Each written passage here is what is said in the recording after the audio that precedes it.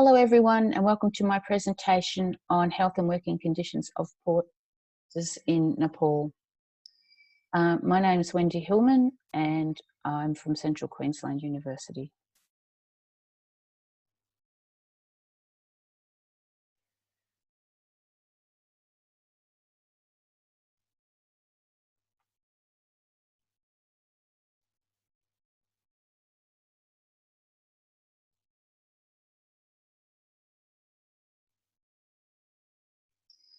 So here are some photos to start off with of some Nepali porters carrying a load. Who knows what that weighs? This is based on my research I did in Nepal when I was there on study leave a few years ago.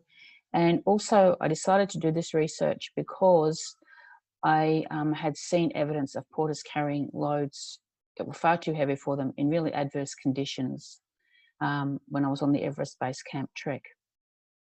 So they are the mainstay of the remote economy in remote areas of Nepal. They carry everything from housing, building products to trekkers' bags and clothing. Sometimes yaks carry these things, but sometimes yaks cannot get through where people on foot can get through a small trail, because yaks can frequently fall down the mountain too, just like people can.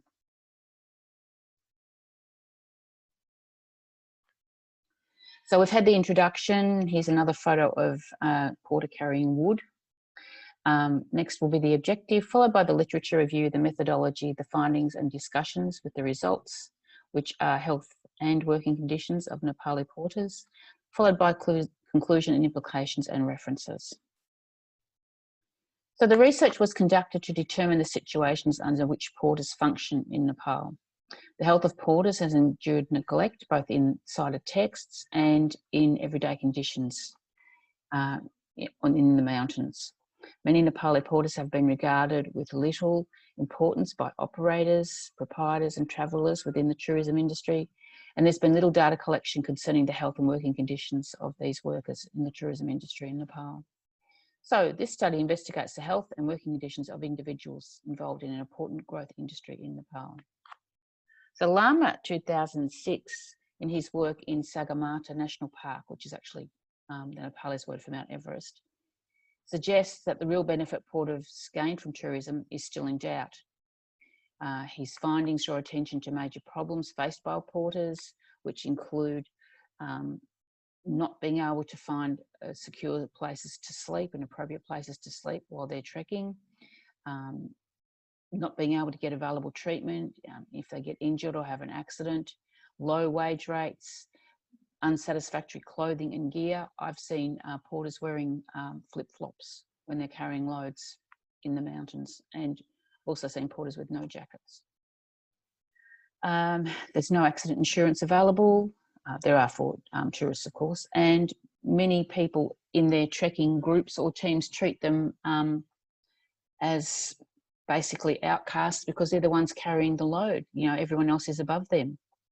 So according to Upadhyaya and Upreti, Lama's study also underlined the dilemmas associated with pursuits in the mountain and said that there should be training institutions for porters. They need mobile instruction in remote areas. They need to know about individual hygiene, fitness, acute mountain sickness or AMS. They need to also have simple interaction proficiencies such as English language or a little bit of language that other people would speak. And they also have nowhere to stay sometimes, which I already mentioned. Sometimes they just have to sleep under, like in the woodshed, basically. So I collected data from 8 porters. I used semi-structured in-depth interviews and talked about the health and working conditions they experienced.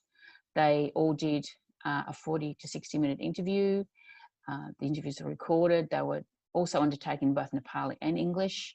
That's because some people wanted to speak English and other people weren't confident to do that, but there was a male Nepali interpreter available and on site, and he guided us through the interviews in Nepali. All the porters were male and they ranged from 20 to 40 years old. All the interviews were then transcribed into English if they were not already in English, and they were imported into in vivo using in order to use a thematic coding structure. So the findings and the discussion results. So most porters were employed in various trekking situations.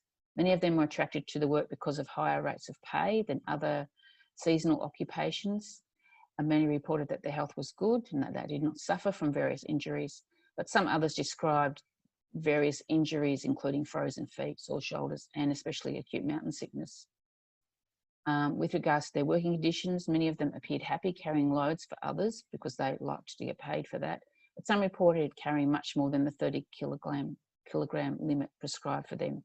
This is a limit prescribed throughout Nepal, but very often it's not adhered to, and porters will be offered more money if they carry a bigger or heavier load. The themes to emerge from this research were health and working conditions, and the next slide will discuss health, and then I'll look at working conditions. So at its riskiest, acute mountain sickness is the worst thing that someone can get in the mountains, unless they get killed. So as participant 1 said, I would go down if I feel that sickness. And participant 2 said, I'm not feeling that because I stay in that kind of area. He means at the altitude from childhood and do not feel difficulties while trekking. But he also added, when asked about AMS, that he had heard of some other people of different groups feel that that kind of situation had some problems, like they got asthma or something. But their guides were very good and followed precautions before getting that problem. They would already prepare to handle that situation. Participant 4 said that he sometimes got AMS, and if he was unlucky, he would go down. He would have had some medicine or some garlic soup and go down. Garlic soup is the local, basically, wives' tale remedy for acute mountain sickness, and that's what everyone is offered if they get sick. But participant 7 said that if he ever felt sick during the trek, he said, I feel weak, and some friends, I feel weak, and some friends had experienced headache and altitude sickness. My company had guides with first aid trekking knowledge, and we don't have any problem. Above 5,000 metres, I experienced headache and sleeplessness. I used medicines like paracetamol, and using Diamox may lead to diarrhea, and my guide asked me to go for garlic soup, eat enough and sleep. Diamox's generic name is actually acetazolamide, which is used widely throughout Nepal in the mountains. So the working conditions. So investigations of the working conditions of Nepali porters are mainly unaccounted for in the tourism literature. Indeed, people who have written about this have often used Kilimanjaro in Africa as an illustration, where they recorded risky and unequal working conditions. The absence of comparable research in Nepal's Annapurna region in particular has not been able to identify if working standards there are similar or worse. And when discussing the weight and safety loads they carried as porters, participant 1 recounted that we will carry baggage or some medicines for such emergency. Participant 2 also said, normally I carry bags like trekking bags and backpacks. Sometimes we have to request to get permission to do those things. Participant 3 also said that he carried tourist bags and his own stuff. So the conclusions and implications. So Dawadi, Bazanyat and Adhikari think there is still a considerable vacuum that needs to be checked concerning wisdom about health dilemmas in porters. I also think that. Straightforward worksheet, records of porters' well-being and their difficulties should be kept by current high altitude health posts, because it would be very good to actually look at that data and to see how broad the dilemma actually is. High altitude work post is like a doctor and or a nurse who works in a remote location very frequently on their own. Schooling and improved socioeconomic conditions are needed to progress porters' health outcomes, as with all emerging economy, low socioeconomic people.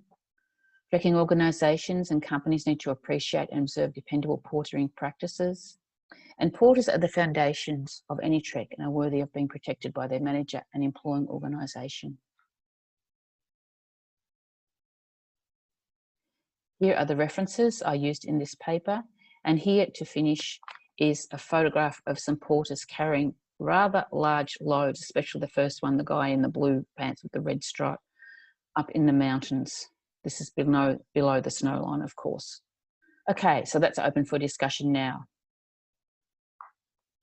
Thank you, and I look forward to discussing this with you.